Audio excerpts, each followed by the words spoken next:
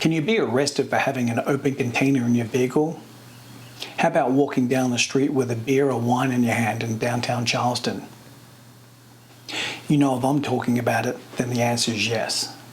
Hi, my name's Dale Savage and I'm a criminal defense attorney here in Charleston, South Carolina. And today we're talking about open containers laws in this state.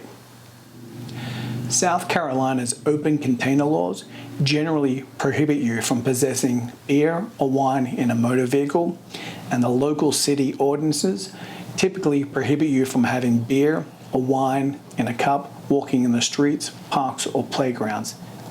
So where can you transport an open container in a vehicle? Before we even get to that, it's important that you understand what an open container is under the statute. If the cap or seal is broken on a container, that's considered an open container. That means if you have a wine bottle that has a screw top and that cap has come off and the seal is broken, even if the cap is back on that bottle, it's considered an open container.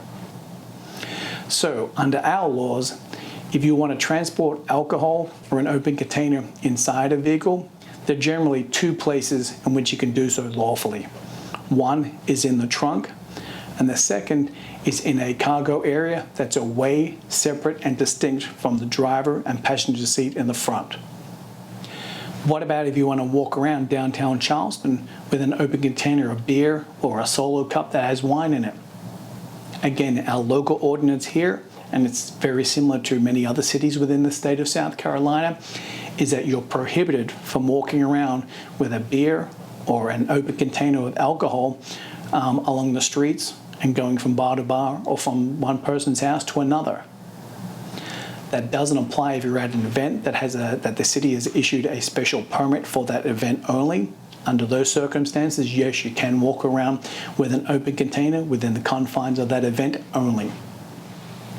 So what do you do if you've been given a ticket by police for an open container? What's important to remember is that these are misdemeanor offenses and they carry up to 30 days in jail and a fine of $100. You can go ahead and just pay that fine, but if you do, that means that you're pleading guilty and you will now have a criminal conviction on your record.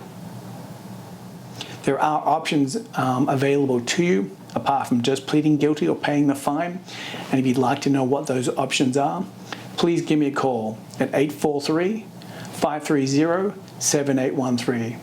I hope this video was helpful, and thanks for watching.